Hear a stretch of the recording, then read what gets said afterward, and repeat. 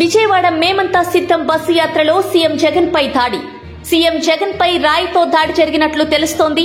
బస్సుపై నుంచి సీఎం జగన్ ప్రజలకు అభివాదం చేస్తున్నప్పుడు క్యాట్ బాల్ తో దాడి చేసినట్లు అనుమానం వ్యక్తం చేస్తున్నారు. రాయి తగలడంతో సీఎం జగన్ ఎడమ కంటి కనుబొమ్మపై గాయమైనట్లు తెలుస్తోంది. సీఎం జగన్ పక్కనే ఉన్న ఎమ్మెల్యే వెల్లంపల్లి ఎడమ కంటికి సైతం గాయమైంది. వెంటనే సీఎం జగన్ కు బస్సులో వైద్యులు ప్రథమ చికిత్స అందించారు. ప్రథమ చికిత్స తర్వాత మళ్లీ బస్సు యాత్ర కొనసాగిస్తున్నారు సీఎం జగన్. విజయవాడలో సీఎం జగన్ కోసం జనం పోటెత్తారు.